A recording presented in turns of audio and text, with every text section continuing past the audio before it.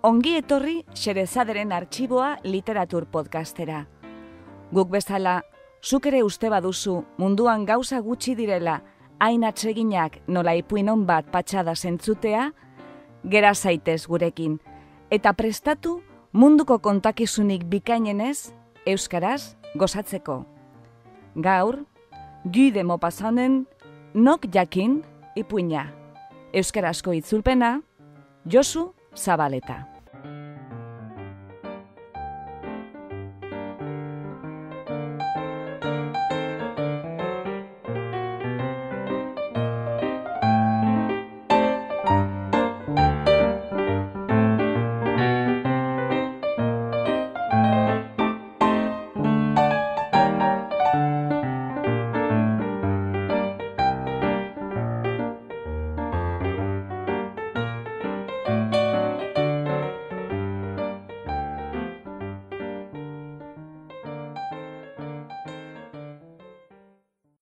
Guy de Maupassant Normandian jaio zen 1850ean eta Parisen hil 1883an. Prusiaren eta Frantziaren arteko gerran parte hartu zuen eta gerra bukatu ondoren armadako ministerioan lan egin zuen. Flauberten aholkuei eta zuzenketei esker hasi zen Guy de Maupassant literatura ihardunean. Naturalismoak izan duen idazle garrantzizkoenetako bat izan zen. Besteak beste, 300 bat ipuin idatzi zituen, eta hainbat bildumatan argitaratu.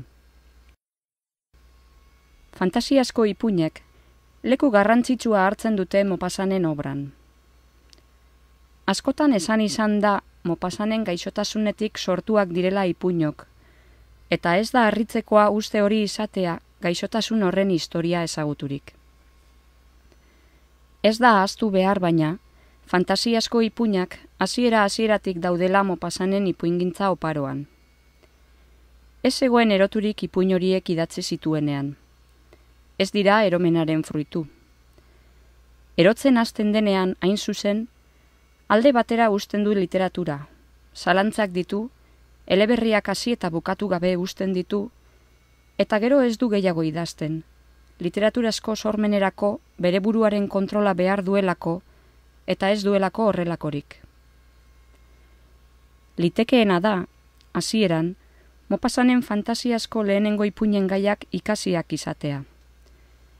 Baina oro har, zinez esan daiteke, Maupassantren autoskopiatik, bere barne mundu esturaz betetik direla sortuak. Beldurra da hain zuzen, fantasiazko ipuinok lotzen dituen aria. Beldurraren iturburua ez da arrisku jakin ezagutu bat, arrazoizkoa. Arrazionalizatu edo arrazoiaren neurrietara ekarri ezin daitekeena baizik. Maupassantren ipuinetan gauak eta bakardadeak prestatzen dituzte fantasiazko mundua sortzeko baldintzak. Orduan aski da ustekabeko gertaera bat, zentzumenen hutsegite bat, arrazoimena zalantzatan sar dadin, kontaera mundu arrotz itomenezkoan sar dadin. Fantasiazko literatura klasikoan ez bezala, Maupassantren historietan ez da naturaz gaindiko inguruneren beharrik. Fantasiazko mundua errealitatean txertatuta dago guztiz, eta horrexek egiten du hain zuzen, sinesgarriago eta kezkagarriago. Zentzumenen hutsegite batetik etor daitekeen beldurrari, izu laborriak eta eromenak jarraitzen dio, ezin geratuzko zurrunbilo batean.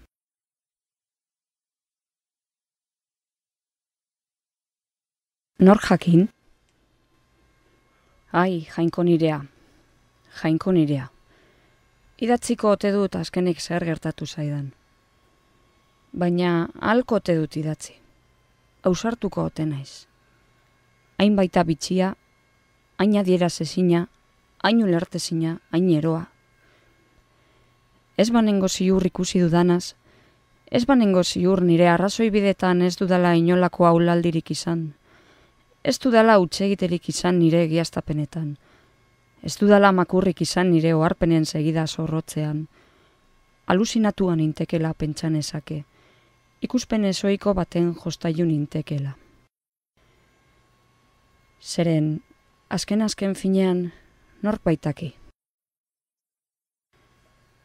Gaur den egunean osasun etxe batean nago. Baina neure gizaz naiz ona sartua, zuhurtziaz, beldurrez.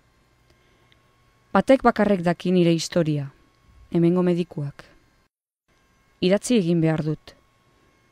Ez dakit oso ongi zertarako. Aldetik kentzeko.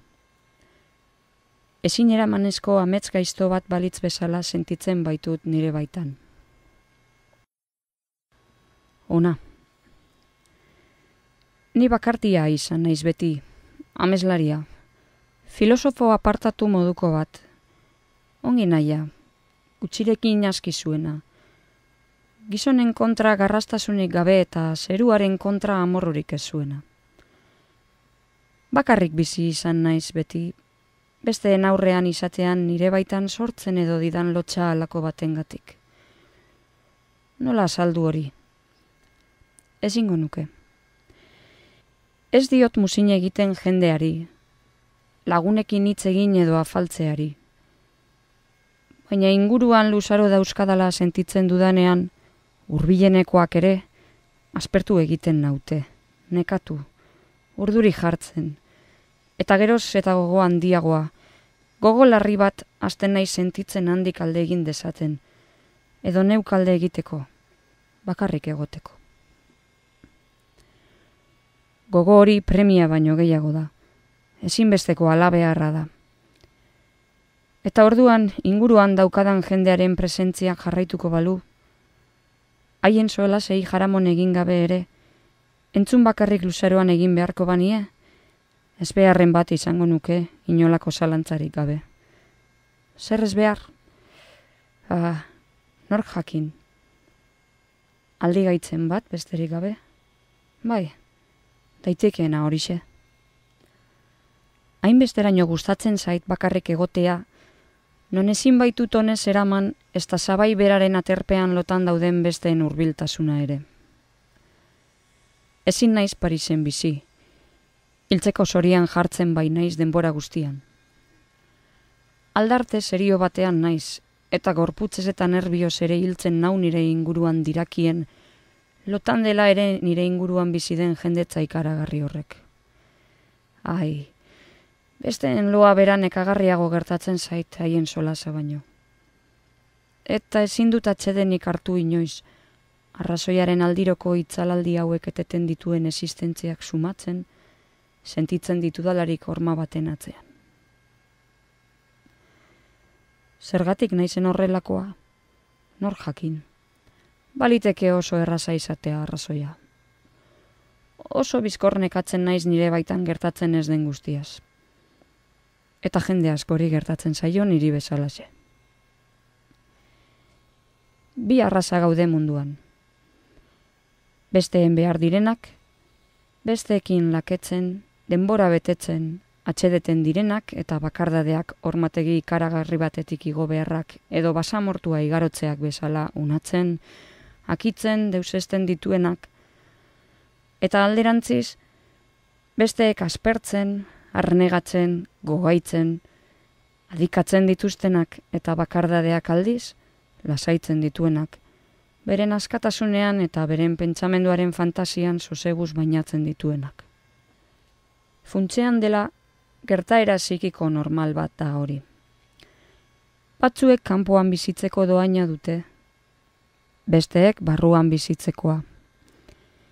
Nik neuk laburra dut kanporako harreta, eta bere alase aitua, eta behin bere mugetara iristen denean, ezin egon larri bat sentitzen dut nire gorputz eta adimen guzti-guztian.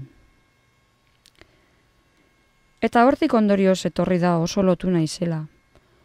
Oso lotu izan naizela bizigabeko gauzetara.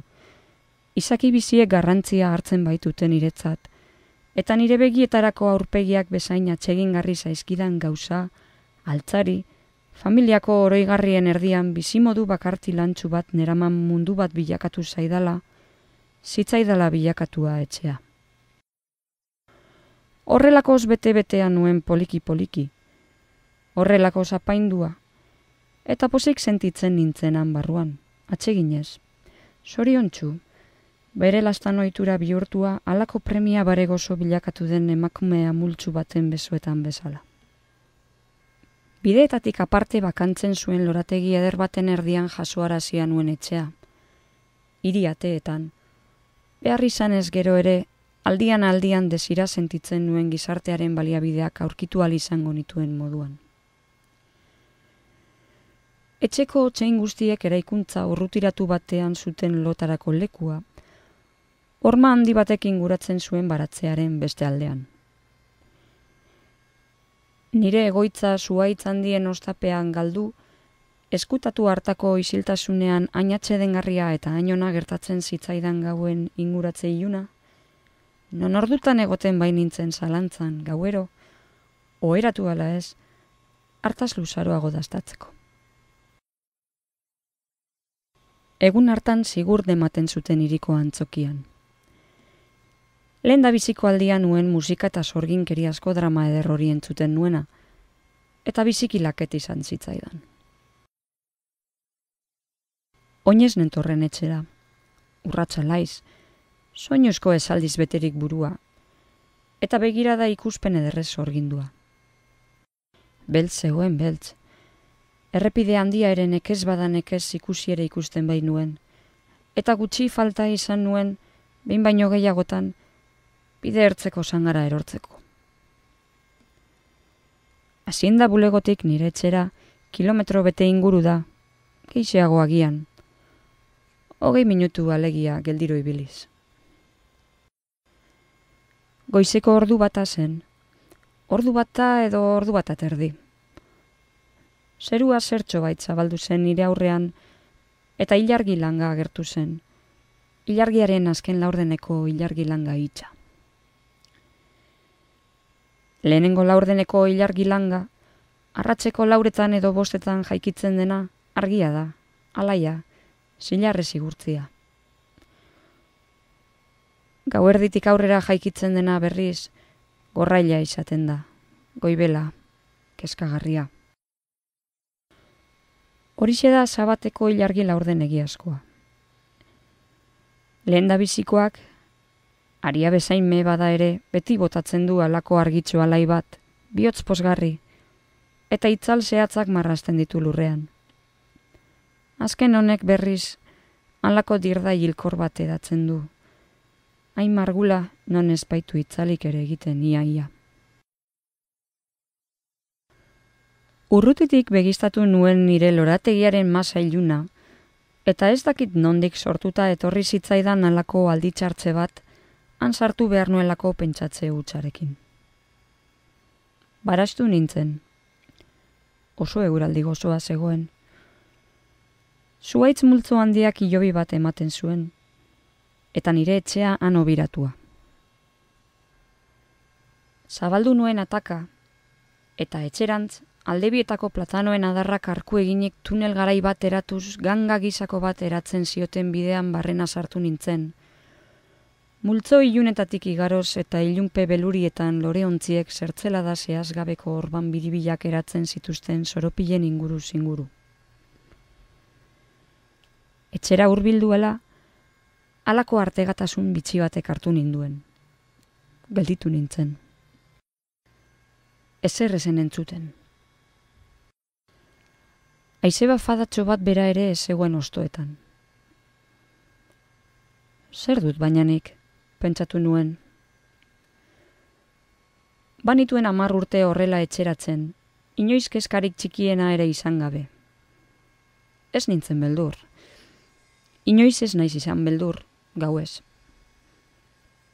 Gizon bat, lapurren bat, gaizkileren bat ikusi hutsak amorru bizia sartuko lidake gorputzean, eta inolako zalantzarik gabe egingo nioke jauzi gainera. Armaturik nengoen gainera. Errebolberra aldean nuen. Baina ez nuen ukitu ere egin, nire baitan sortzen ari zitzaidan izuari aurre egin nahi nioneta. Zer zen ordea? Bioskada bat? Ulertezina ikustera doanean gizonaren zenaz jabetzen den misteriozko bioskada, behar bada? Nor jakin? Aurrera nindoan inean ikarak nituen azalean, eta horma aurrera iritsi nintzenean, nire egoitza zabaleko ataurre itxira iritsirik, atea zabaldu eta barrura sartzeko minutu batzuk beharko nituela konturatu nintzen. Aulki batean eseri nintzen beraz, nire salako leiopean. Han geratu nintzen atezuan, burua hormaren kontra, begiak ostalaren ilunperantz zabalik. Hasierako une horietan ezer berezirik ez nuen sumatu nire inguruan. Halako zurrunga batzuk nituen belarrietan, baina askotan gertatzen zait hori. Trenak igarotzen entzungo banitu bezala iruditzen zait batzuetan. Kanpaiotzak entzuten ditudala, jende multzoen pauso hotzak entzuten ditudala.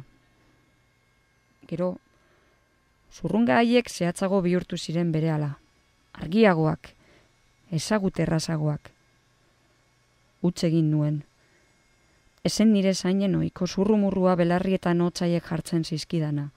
Oso hotz berezi bat baizik. Oso nahasia ordea. Inolako zalantzarik gabe nire etxe barrutik zetorrena. Hormatik zehar bereizten nuen hotz jarraitu ura, nahasmendua gehiago hotz baino, gauza mordo baten halako mugitze zehazgabe bat. Nire altzari guztiak astindu, leku saldatu, eta geldiro arrastaka eraman izan balituzte bezala.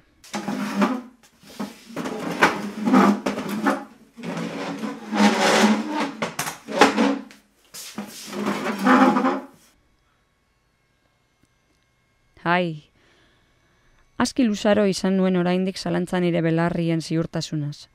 Baina nire etxe barruko zarata ura hobeto entzuteko belarria horma kontra jarririk, guztiz ere sinetxita geratu nintzen. Ziur, normala esen zerbait, ulerte zinezko zerbait ari zela gertatzen nire etxean. Ez nintzen beldur, baina nengoen, nola esan bada hori, astoraturik nengoen harriduraz. Ez nuen prestatu errebolberra, sumatzen bai nuen ez nuela esertarako beharko. Zain egon nintzen. Luzaro egon nintzen zain, esertarako erabakirik ezin harturik, gogoa argi, baina eromenezko antziaz. Zain egon nintzen zutik, hango zarata geroz eta handiagoa entzuten, aldian bortxasko intentsitate bat hartzen baizuen, urduritasunezko, haserrezko, misteriozko azaldamendu batezko horroa ematen baizuen. Gero, bapatean, nire koldarkeriaz lotxaturik, giltza multzoa hartu, behar nuena aukeratu, eta sarrailan sartu nuen, bibider birarazi, eta neukan indar guztia zateari bultza eginez, trenkadaren kontra jotzera bidali nuen ate horria. Fusilaren tiroa balitz bezala entzun zen kolpea, eta horra non, estandari sekulako trumilka hotzak erantzuten dio nire etxeko goiko aldetik. Hain bapatekoa, hain ikaragarria, hain gortzeko modukoa izan zen, non urratz batzuk eman bainituen atzera, eta naiz eta alferrekotzat eduki orduan ere, errebolberra zorrotik atera bainuen. Zain geratu nintzen oraindik, labur ordea. Harrigarrizko urratxotza entzuten nuen orain nire eskailerako mailetan, zoruan, tapizetan, ez ordea oinetako hotza, gizonaren oskiena, makuluena baizik, zurezko eta burdinazko makuluena, zinbalak balira bezala jotzen ari. Eta horra non ikusten dudan, batetik, nire atal ondoaren gainean, besaulki bat, nire irakurtzeko besaulki handia, zalantza kanpora bidean. Lorategian zehar joan zen. Haren ondotik beste batzuk, nire salakoak. Gero kanape apalak, beren hanka laburretan krokodiloak balira bezala tarraska. Gero nire aulki guztiak, hauntzen giza jausika, eta aulkitxo guztiak, untziak bezala trostan. Ura zirrara. Belar multzo batera joan errestan eta antxe geratu nintzen kuskurturik, nire altzarien jarraigoari begira, zeren han baizioa zen guztiak, bata bestearen ondotik, zein bizkor, zein geldiro, bakoitzaren tamainaren arabera. Nire piano etzan handia, zaldi trosta batez igaro zen, alboetan musika zurrumurru bat zuela, gauza txikiek inurriak balira bezala igarotzen ziren ondarretan errestan, Zepilloak, kristalak, kopak, ilargiak ipurtargien diztirak eragiten zizkiela. Zapiak errestan zebiltzan, putzuetan zabaltzen ziren itsasoko olagarroen modura. Non ikusten dudan nire bulegoko maila, joan den mendeko etxeko oroigarria jaso ditudan gutun guztiak zituena, nire bihotzaren historia guztia, nik hainbeste sufritu dudan historia zarra. Eta argazkiak ere baziren barruan.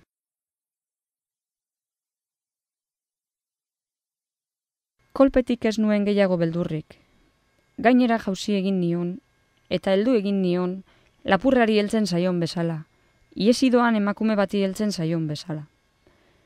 Eutxiezinezko abiada batez zioan ordea, eta nire alegin guztiagatik, nire haserreagatik, ezin izan nion abiada barastu ere.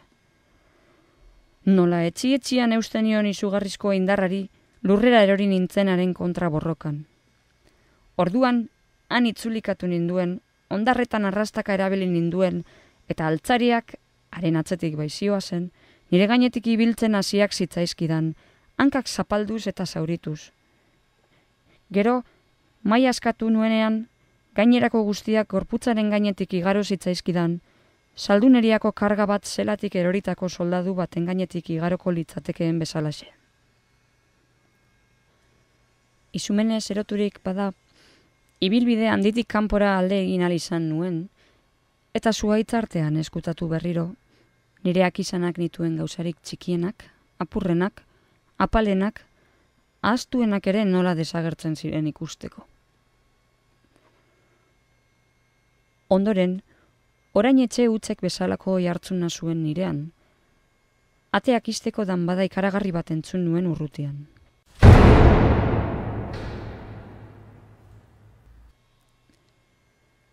Etxean goitik beraino jo zuten, harik eta azkenean, neuk, burugabe halako honek, ies horretarako zabaldua nuen ataurrekoa azkenik itxi zen arte. Neuk ere ies egin nuen, hirirantz lasterka, eta ez nintzen nire onera itzuli kaleraino iritsi eta han jende berandutua topatu nuen arte.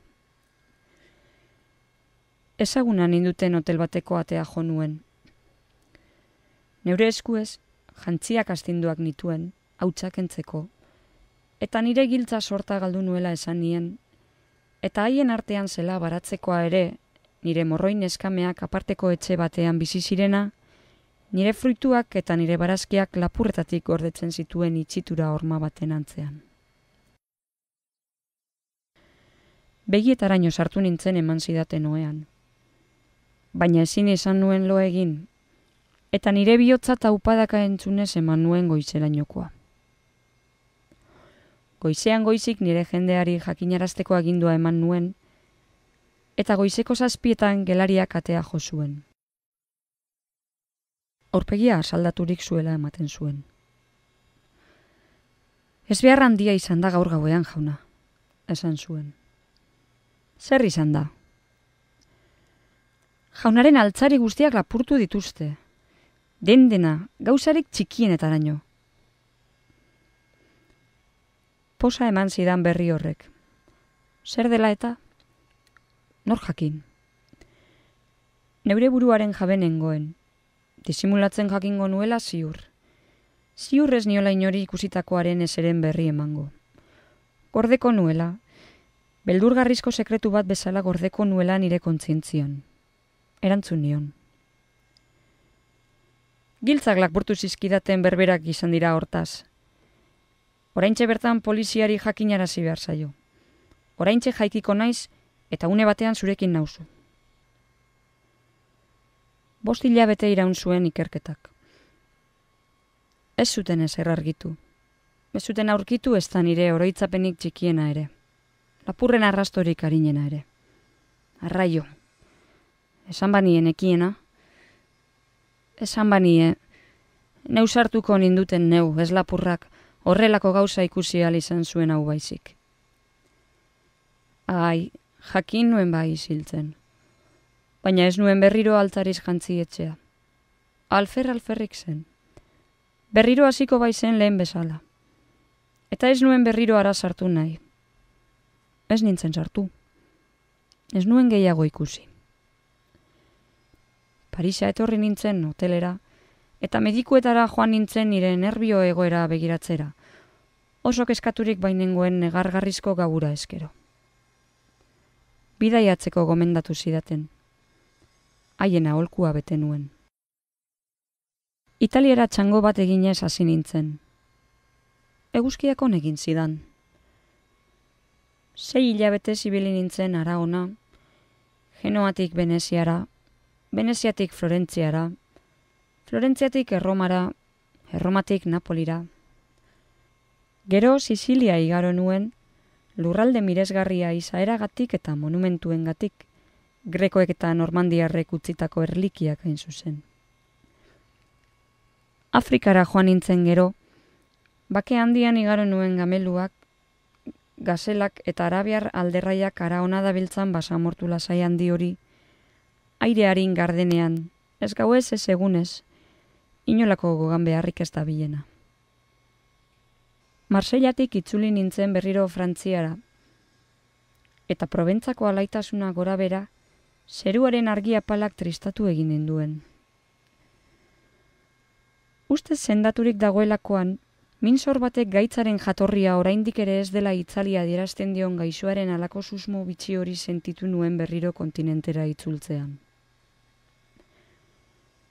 Gero Parisa etorri nintzen berriro. Handik hilabeterako ordea, aspertu egiten nintzen. Udazkena zen, eta negua baino lehen Normandian zehar txango bat egitea deliberatu nuen, ez bainuen ezagutzen. Ruendik hasi nintzen jakina, eta 8 egunez ibili nintzen Aragona harrita gabe, posez, soramenez, Erdi Aroko hiri horretan, aparteko monumentu gotikozko museo harrigarri horretan.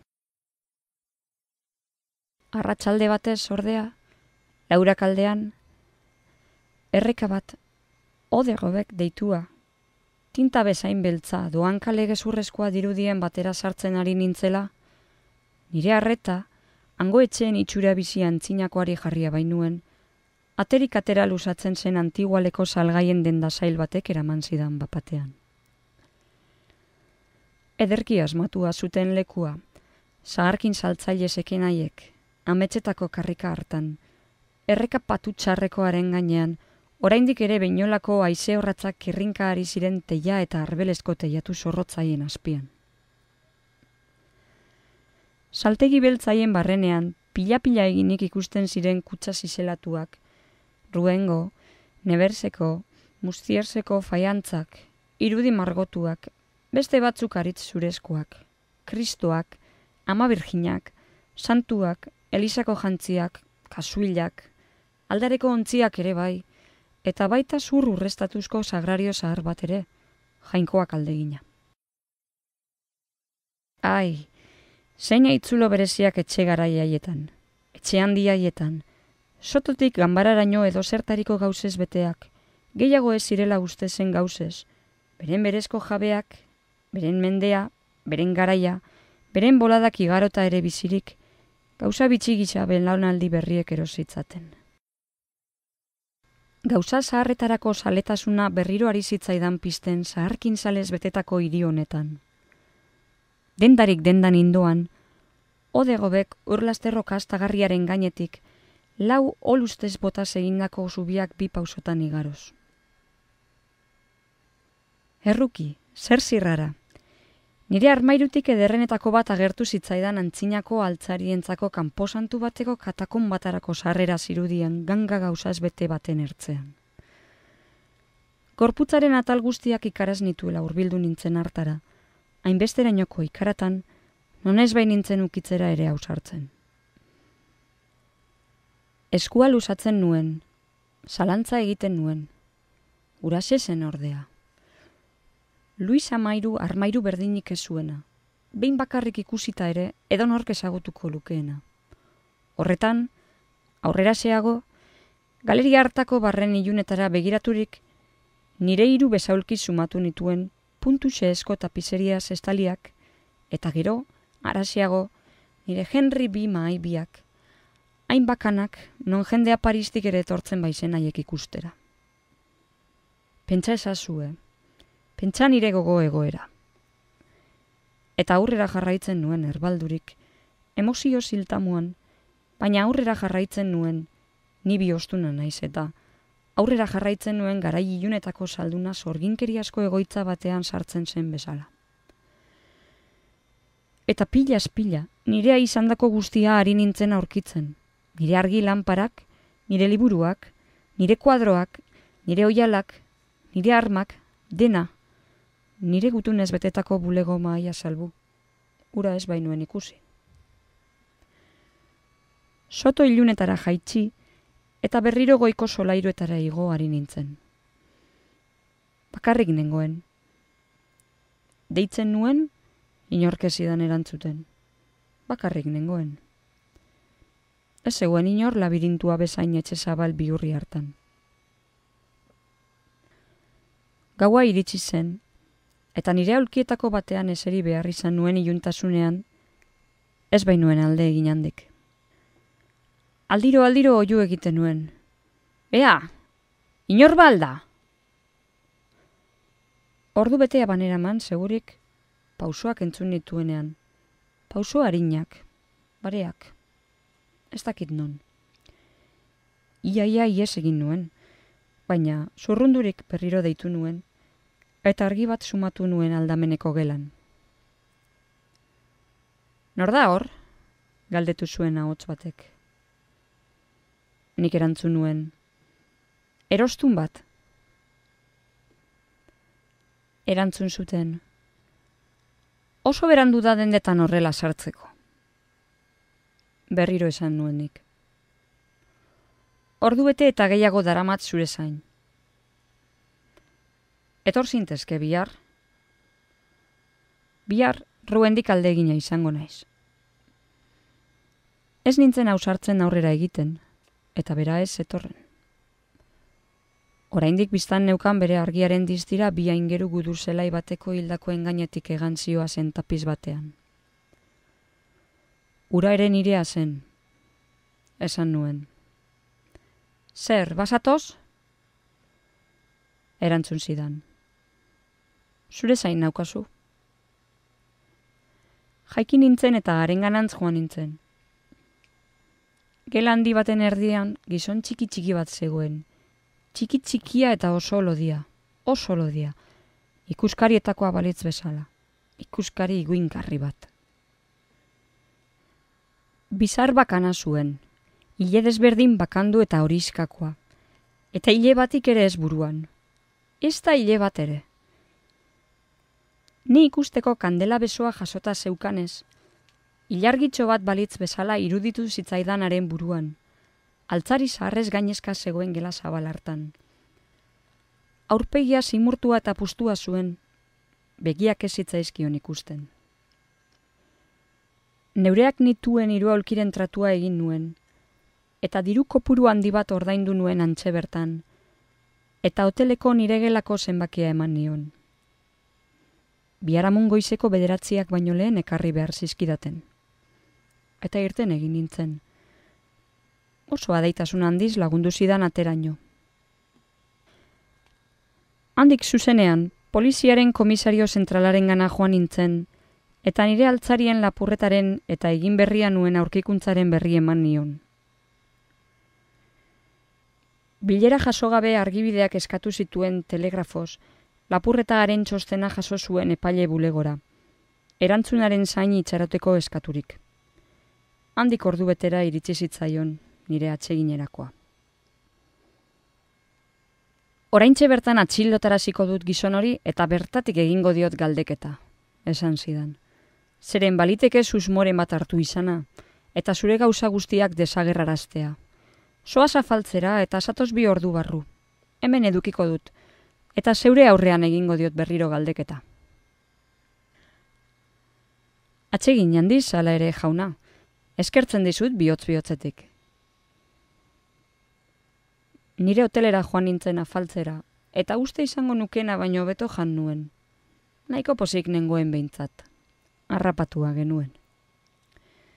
2 ordu geroago polizi funtzionarioaren gana itzuli nintzen berriro. Zain neukan. Ba, begira, jauna, esan zidan ikusi ninduelarik. Ez dugu aurkitu zure gizon hori. Nire agenteek ezin izan diote eskua erantzi. Ai, alditzartu behar nuela iruditu zitzaidan.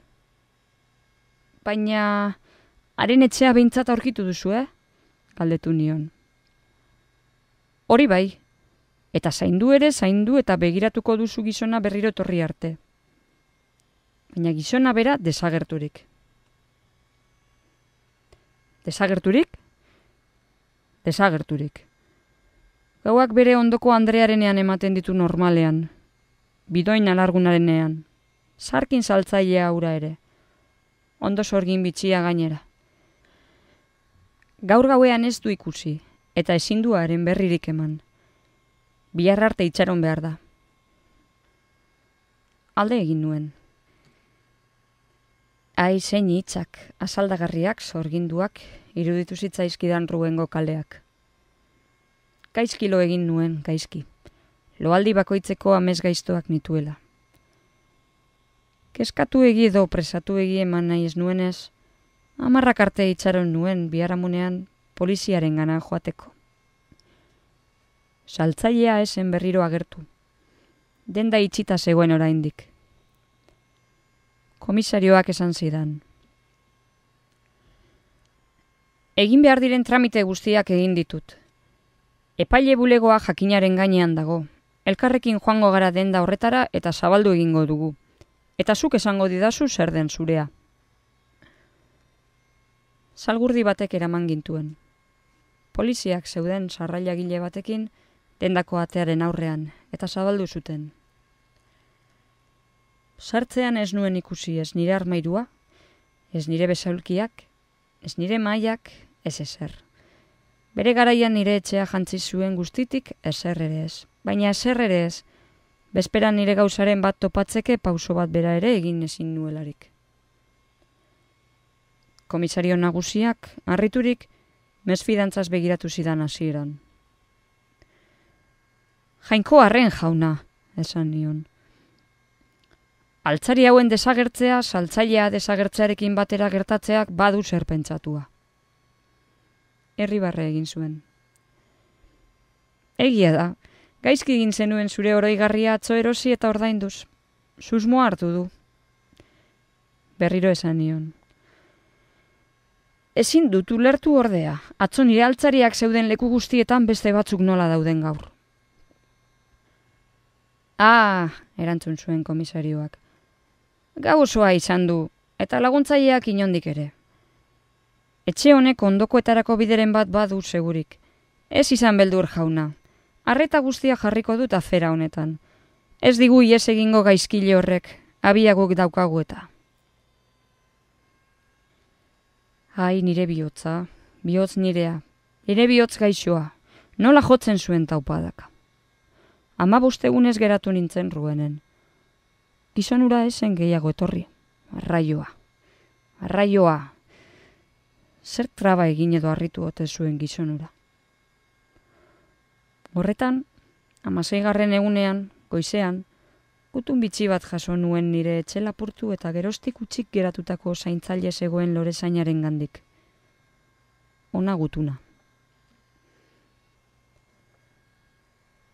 Jauna, jakinaren gainean jarri beharra daukat berori, inork ulertzen ez duen gauza bat, poliziak ere ez guk baino gehiago ulertzen ez duena gertatu dela bart gauean.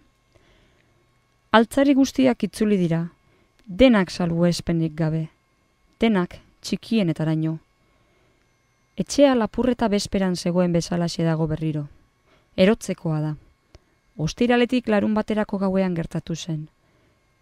Bideak zangatuta daude erabat, kanpoko itxituratik atera dena arrastaka ekarri izan balute bezala. Desagertu ziren egunean ere alaxe zegoen. Berorren zain gaude bada, berorren zerbitzarerik apalena. Rodin, Philip. Ez horixe. Ez naiz gehiago ara itzuliko. Rubengo komisarioari eraman nion gutuna. Abilezi handiz itzulia da. Egin dezagun hildakoarena. Egunetakoren batean harrapatuko dugu. Ez dute harrapatu ordea, ez. Ez dute harrapatu, eta orain beldur naiz, arena, nire atzetik jaregindako piztia basati bat balitz bezala. Ezin aurkitu. Ezin dute aurkitu ilargia bezalako burukaskoko gizon hori? Ez dute inoiz harrapatuko. Ez da itzuliko bere etxera. Zer kasola dioari. Nik bestek ezin du aurkitu, eta ez dut nahi. Ez dut nahi, ez dut nahi, ez dut nahi. Eta berriro itzulita ere, bere dendan berriro sartzen bada ere, nork froga dezaken nire altzariakaren etxean zeudenik. Nire testigantza baizik ez dago egon, haren kontra, eta ohartua naiz zein susmagarriari den bilakatzen testigantza hori. Ez ordea, bizimodu hori ezin zen gehiago eraman, eta ezin nuen ikusitakoaren sekretua gehiago gorde. Ezin nuen jende guztia bezala bizitzen jarraitu, horrelako gauzak berriro hasiko ote ziren beldurrez. Osasun etxe hau zuzentzen duen medikua ikustera etorri, eta dena kontatu diot. Gauza asko eta luzaru galdetu ondoren esan dit. Prest egongo alzinateke jauna alditxo batez hemen geratzeko? Posik gainera jauna. Zerekin ba alduzu? Bai jauna. Nahi alduzu etxetxo bat aparte? Bai jauna. Lagunen bizitak hartu nahi dituzu? Ez jauna, ez. Inorenik ez. Ruengo gizona gauza da mendekuz, ona ere nire bila etortzeko. Eta bakarrik nago. Bakarrik. Bakarrik. Orain dela 3 hilabetez gero. Beldur bat baizik ez dut. Sarkin saltzaile ura erotuko balitz. Eta osasun etxe honetara ekarriko balute. Presondegiak ere ez dira leku seguruak.